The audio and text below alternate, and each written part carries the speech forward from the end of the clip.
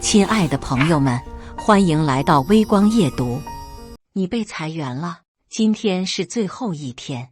林总递给我离职协议，高管会议散去时，随口问我到底管几个部门。当我回答不多，就15个时，他的脸色由倨傲变成了惊恐。接下来开始我们本期故事，记得点击订阅并开启小铃铛。周一早晨6点30分，闹钟尚未响起，我已经睁开眼睛。窗外的天空刚刚泛白，星辰科技的大楼在晨雾中若隐若现。我站在落地窗前，盯着远处那座45层的地标建筑，心中涌起一股难以言喻的不安。这座大楼承载着我8年的心血，从破旧厂房里起步，靠着几台老旧电脑和一群志同道合的伙伴，我们将星辰科技从无到有打造成了市值近100亿的行业翘楚。又发呆，妻子端着2杯咖啡走过来，递给我一杯，她的声音打破了我的思绪。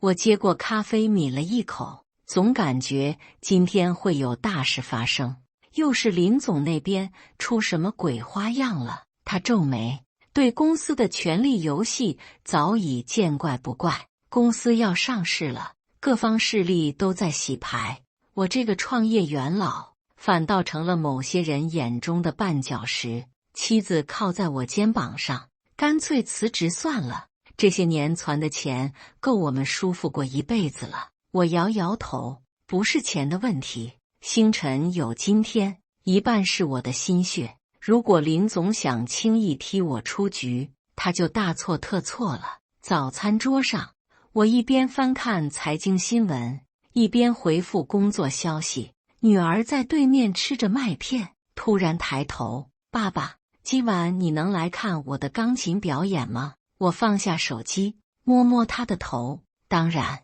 爸爸一定会去的，不管公司发生什么事，都不会错过我最爱的小公主的表演。”离开家前，我特意穿上了那套深蓝色定制西装，系上暗红色领带。如果今天真要与林总摊牌，我要确保自己足够体面与强大。出门前，妻子靠在门边，眼中满是担忧。要体面的战斗，还是体面的离开？我吻了吻她的额头，都不是。我会让他们明白，星辰科技离不开我。开车途中，技术总监陈工打来电话，声音中透着紧张。今天上午10点，林总突然召集高管会议，讨论公司重组事宜，但没有通知你。我握方向盘的手收紧了。我知道了，谢谢提醒。挂断电话，我没有直接去公司，而是在附近一家咖啡厅停下，选了个安静角落，拿出笔记本电脑，开始整理近期收集的资料。2个月前，公司突然空降一位战略发展副总裁江明，他的工作范围与我高度重叠，一些原本由我负责的项目被逐渐转交给他，重要会议不再邀请我参加，甚至几个亲信下属也被调走。种种迹象指向一个结论：林总想架空我，然后把我踢出局。但他低估了我。这8年来，我不仅建立了庞大的业务网络，还培养了一批忠诚的下属和合作伙伴。更重要的是，我掌握着公司许多核心业务的关键信息和运作方式。如果我突然离开，公司至少一半业务会陷入混乱，这就是我的筹码。星辰科技大厦前台的小张见到我，明显愣了一下，但还是礼貌地打了招呼：“陈总早上好。”“早上好。”小张，怎么了？看起来很惊讶。他略显尴尬。没什么，只是没想到您这么早就来了。我点点头，没多问。显然，前台已经接到某种指示，预期今天我不会出现在公司。电梯里遇到几位同事，见到我表情各异，有人惊讶，有人尴尬，还有人迅速低头，假装看手机。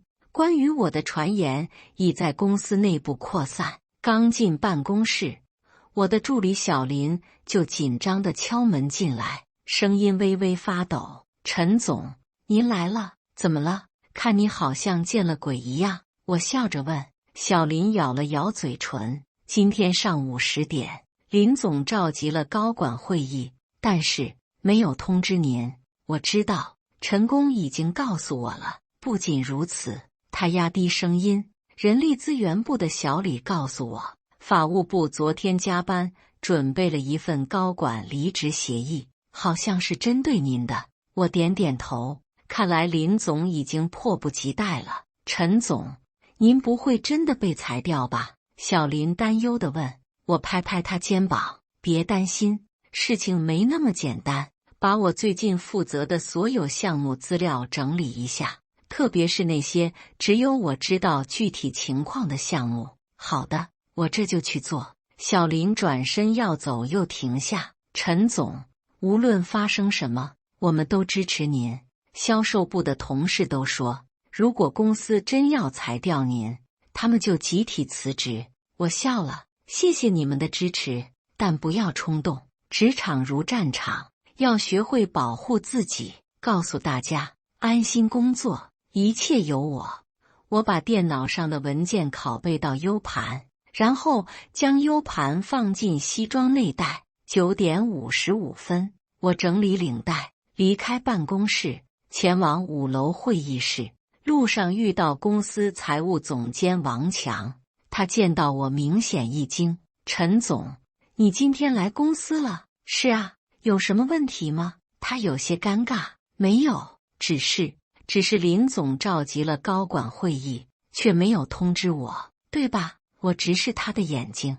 王强避开我的目光：“这个我也是刚收到通知，可能是林总的秘书忘了发给你，是吗？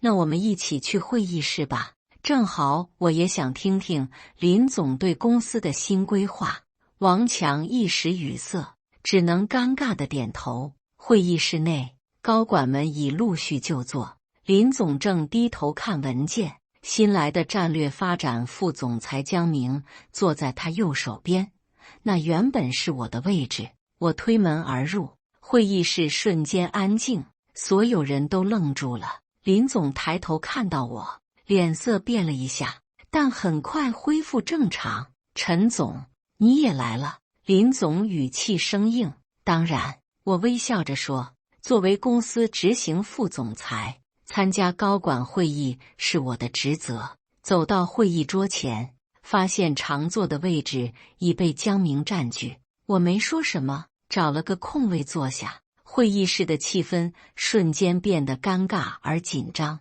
林总清了清嗓子：“既然人都到齐了，我们就开始吧。”会议开始后，林总先介绍了公司近期业绩和市场环境，然后话锋一转，开始谈论组织架构调整计划。随着公司规模扩大和业务多元化，我们需要更专业、精简的管理架构。林总环视在座高管，目光刻意避开我，因此公司决定进行一次重大组织架构调整，以适应未来发展需求。这次调整由江明负责具体实施。林总指向身边的江明：“江总已制定了详细的调整方案，下面请他来介绍。”江明站起身，开始展示 PPT。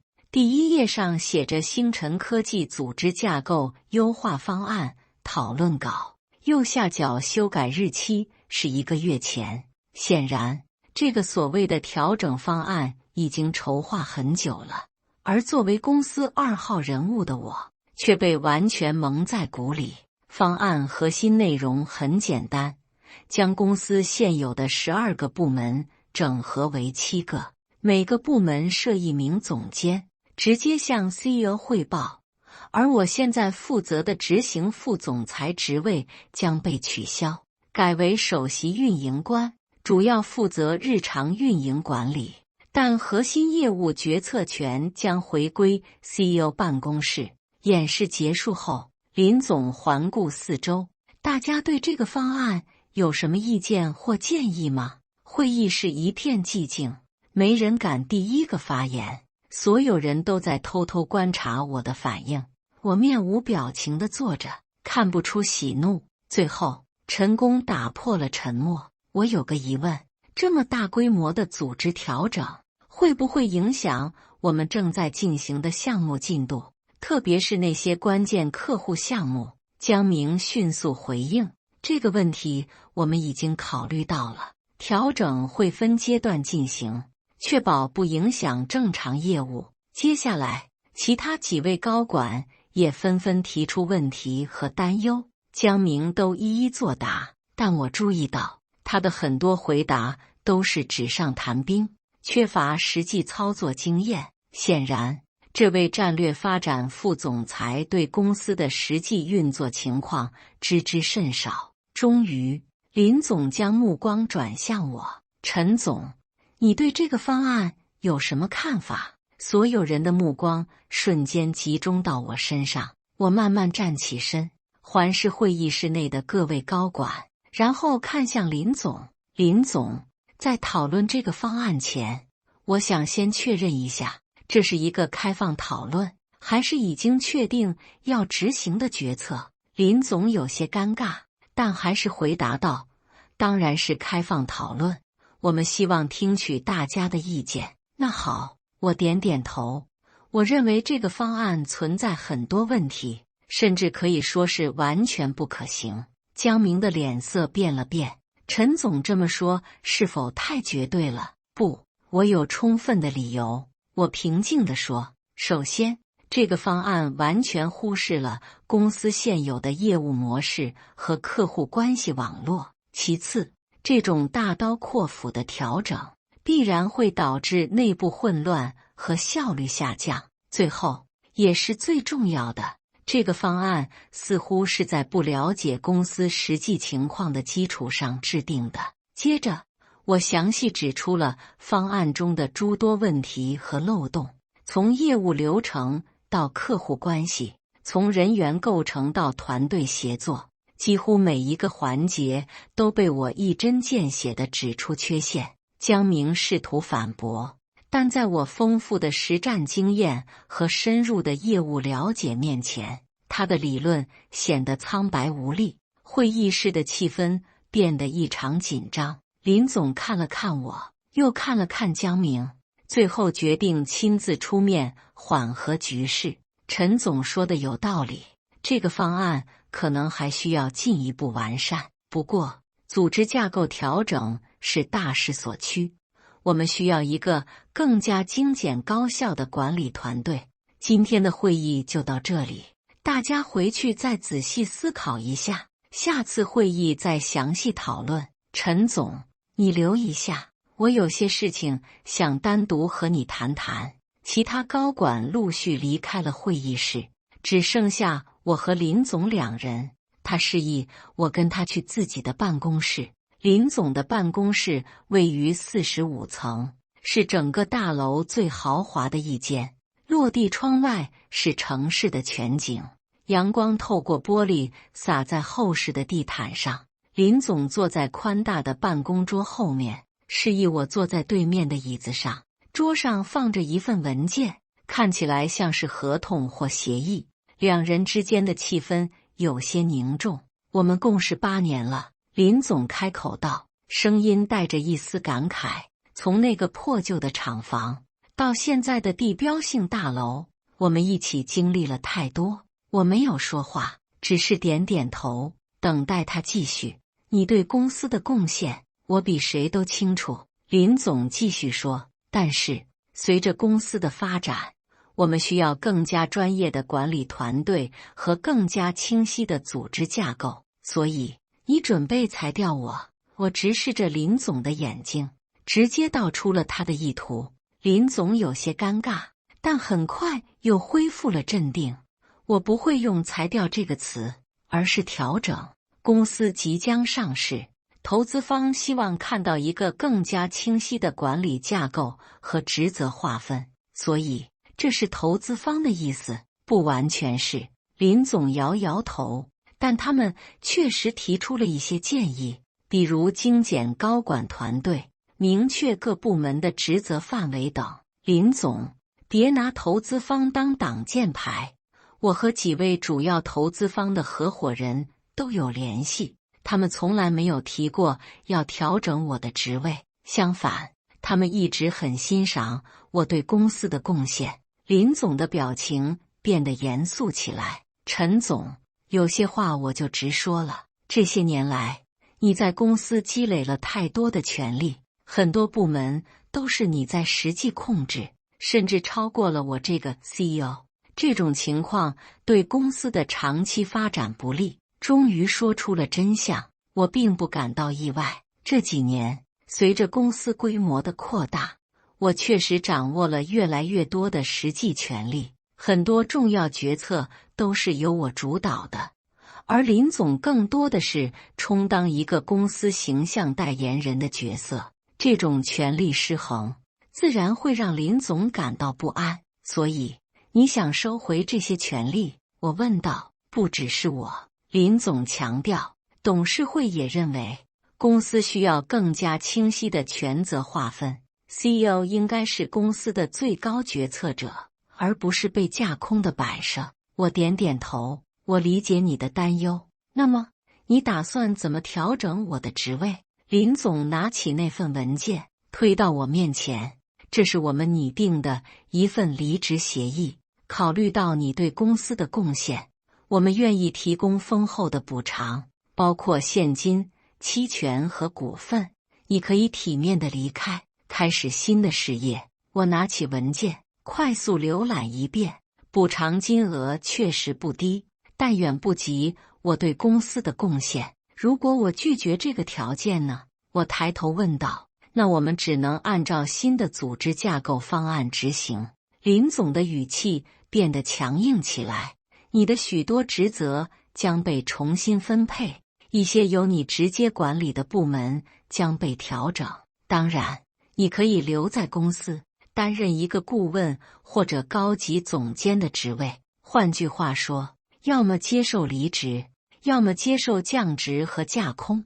这是一个明确的威胁。我放下文件，靠在椅子上。林总，在做出决定之前，我想问你一个问题。什么问题？你觉得，如果我离开公司，会对星辰科技产生什么影响？我平静地问道。林总思考了一下，短期内可能会有一些调整的阵痛，但从长远来看，对公司是有益的。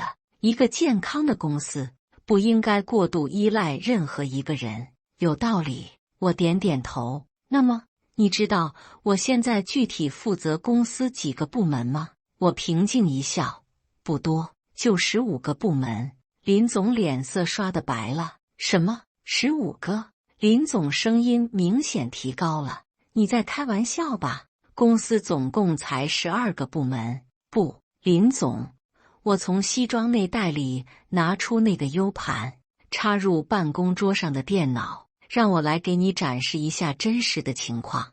我打开 U 盘里的一个文件，上面是一张复杂的组织结构图，显示了星辰科技的实际运作方式。表面上看，公司确实只有12个正式部门，但实际上，我们还有许多跨部门的项目组和特殊职能团队，他们在组织架构图上可能不太明显，但对公司的运营至关重要。我指着屏幕上的图表，一一解释。比如这个战略客户关系管理团队，虽然名义上归属于销售部，但实际上是一个独立运作的团队，直接由我负责，管理着公司80%的核心客户关系。再比如这个新产品孵化中心，表面上是研发部的一个小组，但实际上它决定了公司未来3年的产品路线图，同样由我直接管理。还有这个海外业务拓展组、高端定制解决方案团队、核心技术储备实验室，我一一列举着这些隐形部门，每一个都承担着公司关键的业务职能。而这些团队的共同特点就是全部由我直接管理或深度影响。林总的脸色越来越难看，这些都是临时项目组或者任务小组，不能算作正式部门。临时，我摇摇头。林总，这些团队有些已经运作2-3年了，比我们很多正式部门的历史还要长，而且他们管理着公司核心的业务流程和客户资源。如果你认为他们只是临时项目组，那说明你对公司的实际运作情况真的不够了解。林总沉默了片刻，然后问道：就算这些都算上，也不至于有15个部门吧？我翻到下一页，展示了一份更详细的组织结构图。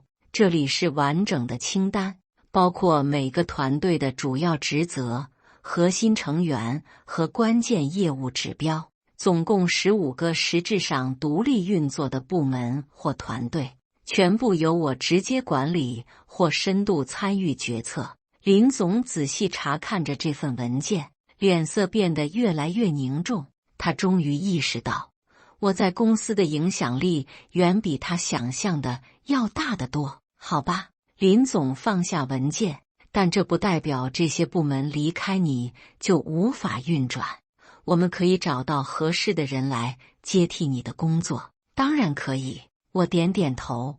问题是需要多长时间？1个月、3个月，还是1年？在这期间，公司的业务会因为交接不顺畅而受到影响，客户关系可能会恶化，核心项目可能会延期。对于一个即将上市的公司来说，这些风险是致命的。林总深吸一口气，努力保持冷静。你是在威胁我吗？不，我平静地说，我只是在陈述事实。作为公司的高管，我有责任确保每一个决策都是基于对实际情况的充分了解。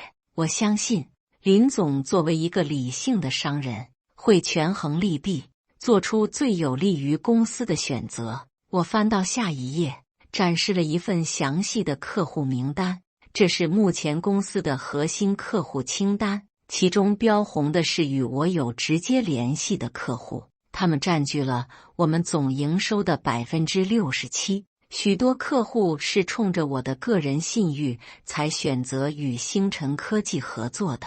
如果我离开，他们很可能会跟着我走。你这是在挟客户要挟公司？林总的语气变得强硬。我只是在说明现实情况，我回答道。这些客户关系是我多年来一点一滴建立起来的，他们信任的是我这个人，而不仅仅是星辰科技这个品牌，这是事实。无论你喜不喜欢。林总沉默了很长时间，手指不自觉地敲击着桌面。他已经意识到，我不是那种可以轻易踢开的角色。如果强行与我撕破脸，公司可能会面临严重的业务中断和客户流失。还有，我继续说，轮融资马上就要完成了，投资方特别看重的就是我们公司的管理团队稳定性。如果在这个关键时刻我突然离职，投资方很可能会重新评估投资决策，甚至撤资。这是压倒骆驼的最后一根稻草。林总知道，如果 A 轮融资出现问题，公司的上市计划将被迫推迟，那将是一场灾难。陈总，林总的语气软化了下来，我们可以再商量一下，也许我们之间有些误会。我拿出另一份文件，这是我对公司组织架构的调整建议，与江明的方案不同。我的建议是在保持现有业务稳定的前提下，逐步进行优化。首先，明确各部门的汇报路线，建立更加透明的决策机制。其次，培养和提拔更多的中层管理者，减少对个人的依赖。最后，实现业务的平稳过渡，确保公司的长期健康发展。林总接过文件，快速浏览了一下。这确实比江明的方案更务实，也更符合公司的实际情况。我一直认为，我真诚地说，星辰科技的成功不是一个人的功劳，而是所有人共同努力的结果。我从没有想过要架空你或挑战你的权威，我所做的一切都是为了公司的发展。如果某些决策需要快速响应，而你正好不在或者忙于其他事务，我只能临时处理。久而久之，大家就习惯了这种工作方式。林总叹了口气，将那份离职协议收了起来。看来我们需要重新考虑一下这个决定。林总，我诚恳地说，我理解你的担忧。确实，权力过度集中在一个人手里，对公司长期发展不利。但解决这个问题的方法不是简单的踢走某个人，而是建立更加健全的管理机制和决策流程。林总思考了一会儿，然后点点头。你说的对，这样吧，我们重新规划一下公司的组织架构。你可以保留核心业务的管理权，但其他部门需要逐步交接给其他高管。同时，我们要建立更加清晰的汇报机制和决策流程，确保公司不会过度依赖任何一个人。完全同意，我说。事实上，我已经准备了一份详细的交接计划。我又从公文包里拿出另一份文件，这里包括每个部门的关键业务流程、需要注意的事项，以及我推荐的接替人选。我相信，通过系统性的交接和培训，这些部门可以在3至6个月内实现平稳过渡。林总接过文件，眼神复杂地看着我。你早就料到会有今天。我微微一笑，在商场上，永远要为各种可能性做好准备。这不是您教我的吗？林总苦笑了一下，看来我这个老师已经被学生超越了。商场如战场，适者生存。1周后，星辰科技发布了一份内部通知，宣布对公司组织架构进行调整。我被提升为执行副总裁，直接向董事会汇报，负责公司的核心业务运营。而那位新来的战略发展副总裁江明，则被调到了一个新成立的创新业务部，负责一些尚未成熟的项目。消息一出，公司上下一片哗然。那些前几天还对我避之不及的员工，现在又开始毕恭毕敬。我对此只是淡然一笑，依旧专注于自己的工作。我的办公室也搬到了和林总同一层，两人的权力看起来已经接近平衡。更重要的是，我开始按照自己的计划，逐步将一些部门的管理权交给培养多年的得力助手们，同时建立更加规范的决策机制和汇报流程。星辰科技的 A 轮融资顺利完成，融资金额比预期高出 30%。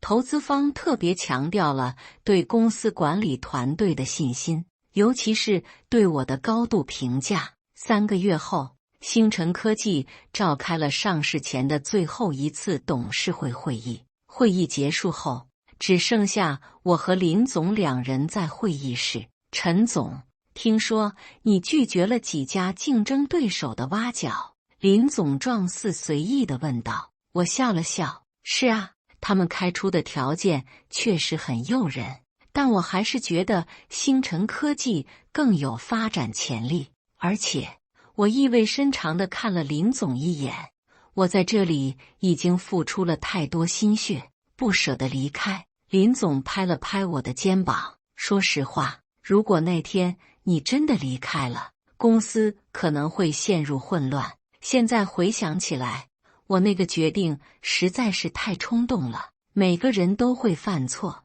关键是能够及时纠正。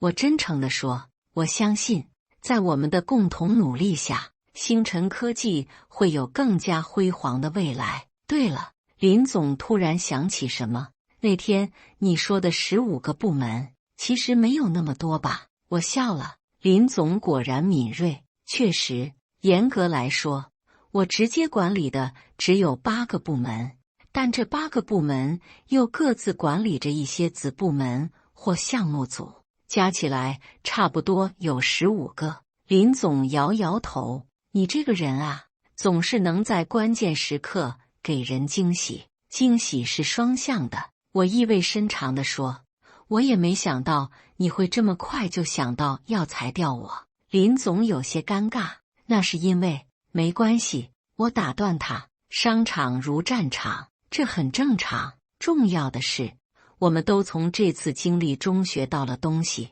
你明白了公司的实际运作方式和我的价值，而我也意识到需要建立更加规范的管理机制，减少对个人的依赖。林总点点头，说得好，来，今晚我请客，我们好好聊聊公司上市后的发展规划。乐意之至，我答应道，不过要晚一点，我先得去参加女儿的钢琴演奏会。当然，家人永远是第一位的。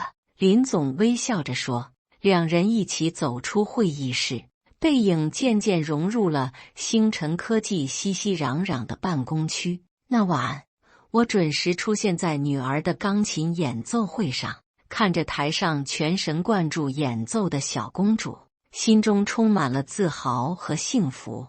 无论职场上有多少风浪，家人的支持和陪伴才是最重要的港湾。回家的路上，妻子好奇地问道，结果怎么样？林总真的想裁掉你？我笑着摇摇头，事情已经解决了，我现在是执行副总裁，直接向董事会汇报，就这么简单。妻子有些惊讶，我还以为会有一场恶战。商场上的较量往往不是靠蛮力，而是靠智慧和准备。我只是让林总明白，公司离不开我，至少现阶段离不开。那你是怎么做到的？只是告诉他一个事实，我管理着公司15个部门。真的有15个部门吗？妻子狐疑地问。我神秘地笑了笑，重要的不是数字，而是让对方意识到你的价值和不可替代性。妻子摇摇头，你们这些职场精英，心思真是复杂。没那么复杂。我拉起妻子的手，核心就是一点，永远不要低估自己的价值，也不要高估别人的良心。